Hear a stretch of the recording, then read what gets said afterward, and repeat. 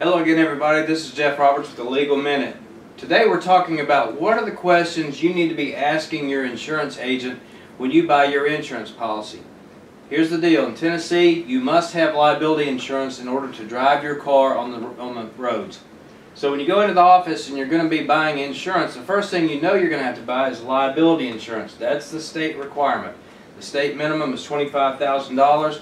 I recommend that you get more than $25,000. A lot of it has to do with your risk.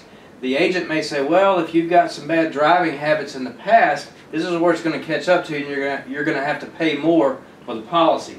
But the main thing that you need to know is you need to have liability insurance of at least $25,000. That's the state minimum, and the insurance agent knows that. But if you can get an insurance coverage greater than $25,000, say up to $100,000, that would be a strong recommendation.